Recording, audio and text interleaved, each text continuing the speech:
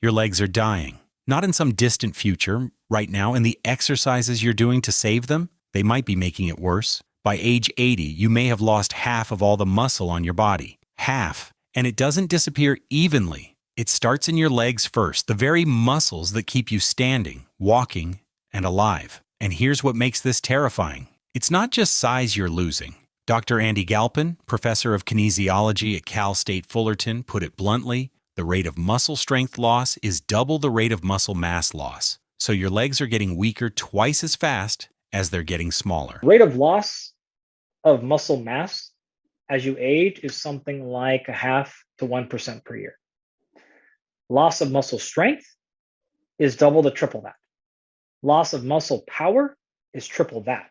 And here's what 99% of seniors don't know. Those leg press machines and leg extension stations at the gym, they build isolated muscles. They don't build the balance, the coordination, or the functional strength that actually keeps you from falling. And falling is the #1 cause of injury death in adults over 65. 1 in 4 older adults falls every year. That's over 14 million Americans. But this is reversible. And the 6 strategies I'm about to reveal, ranked from good to life-changing, are backed by real studies, real numbers, and real people who turned their legs around after 60. One person on Reddit's r/over60 described it perfectly. They wrote, "And my legs got so weak, I couldn't stand up without holding on to something.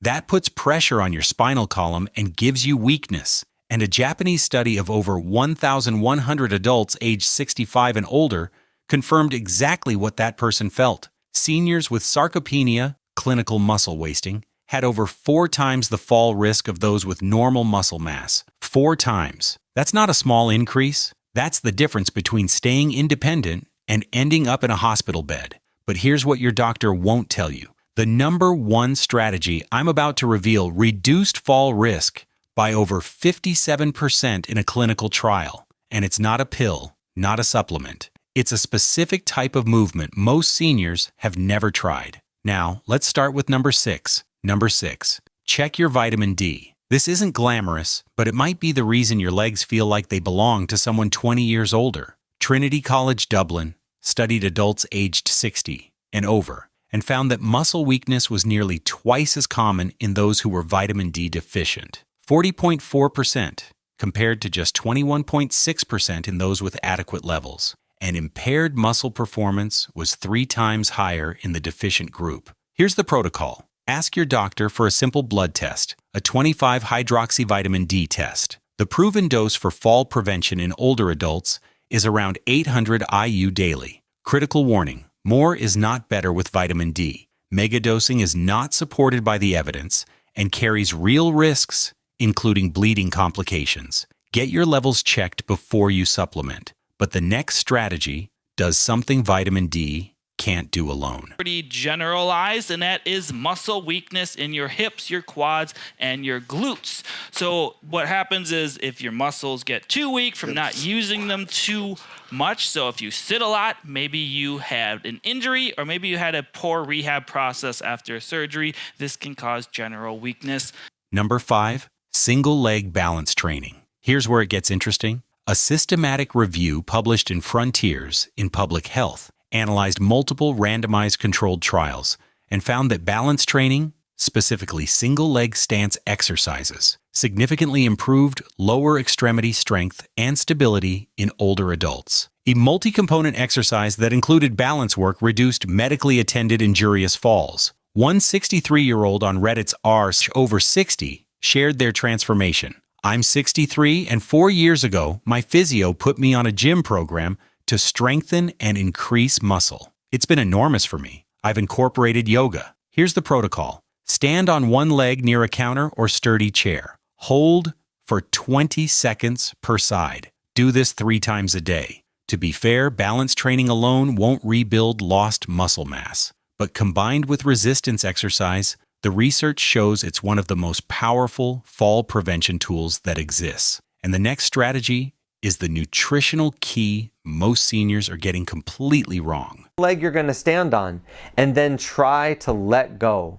Your goal with this exercise is to let go for 20 seconds before you have to grab the counter and then shift to the other leg and do the same thing for 20 seconds. Number 4, double your protein per meal. A 2024 review in Frontiers in Nutrition revealed something that stunned researchers. Older adults need roughly 40 grams of protein per meal, not 20, to achieve the same muscle-building response that younger adults get from a standard portion. That's 60 to 75% more protein per meal than what most nutrition guides recommend. And an RCT out of Edge Hill University confirmed it. Elderly males given 40 grams of protein post-exercise gained more strength than those given 20 grams. A Reddit user in r/bodyweight fitness put it in plain English. The men in their 70s needed more than 20 grams of protein at a time to get their muscles to listen. Here's the protocol. Aim for 40 grams of high-quality protein at each meal. That's roughly a cup of cottage cheese plus a chicken breast,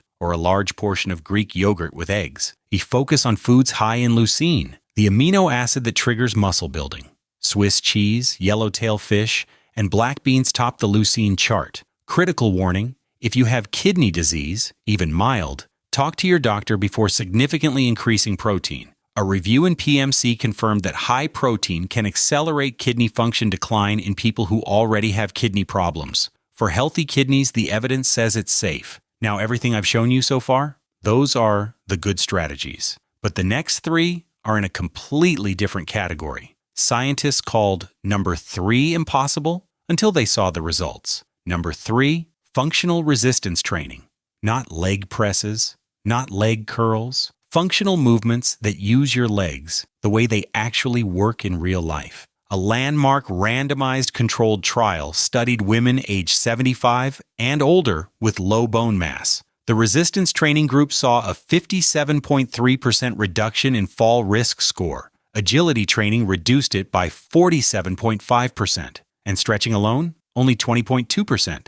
Resistance training beat stretching by nearly 3 to 1. To be fair, this study was conducted in older women only, and blinding isn't possible in exercise trials. But the 57% result is consistent with the broader literature. One woman on Reddit's r/Ask Women Over 60 shared, "After a period of ill health, I started lifting weights and strength training 9 months ago. Especially improved mobility and balance. Here's the protocol: chair squats, wall push-ups, step-ups, and resistance band exercises, 3 times per week. Start with body weight." Dr. Dorothy Fink, HHS Deputy Assistant Secretary for Women's Health, I said it plainly. Simple changes to daily routines, such as lifting light weights a few days each week and increasing protein intake, can help women maintain or regain lost muscle mass. But the next strategy supercharges everything resistance training does, and it costs less than $3 a month. Now I'm going to show you the exact routine that the subjects in the study did in their 10-minute 3 times a week workouts. Let's have a look at the exercises now, but before I show you them, they're not suitable for everyone, and please avoid any of the ones that cause you pain. Number 2, creatine monohydrate. And here's what makes the top 2 different from everything else on this list. A 2025 meta-analysis, the most comprehensive ever conducted, found that creatine combined with resistance training produced statistically significant improvements, specifically in lower limb muscle strength, not upper body, lower limbs, your legs. The optimal window was up to 32 weeks of consistent use. Let that sink in. A foundational 2014 meta-analysis had already shown creatine plus resistance training enhances muscle mass, strength, and functional performance in healthy aging adults. The 2025 data confirms it and specifies it's your legs that benefit the most. One 60-year-old on r/aging wrote, "I'm told I look noticeably stronger and more robust at 60 than I was at 40, and it's obvious in family photos." Here's the protocol: 3 to 5 grams of creatine monohydrate daily, mixed in water or any beverage. No loading phase needed. Generic creatine monohydrate is all you need. Critical warning: if you have kidney disease, diabetes, or high blood pressure, creatine is not safe to start without your doctor's approval. It raises serum creatinine levels in blood tests, which can confuse lab results without meaning actual kidney damage. And if you're on blood pressure medication, especially AC inhibitors or ARBs like lisinopril or losartan, talk to your doctor first. There's a theoretical interaction that your doctor needs to know about. If you have Parkinson's disease, avoid creatine entirely. And now, the number one strategy, the one that ties everything together. Number one, combine resistance training with protein. Not one or the other, both. A 2024 meta-analysis of randomized controlled trials studied community-dwelling older adults age 60 and over who had sarcopenia. The combination of protein supplementation and resistance exercise was the most effective intervention,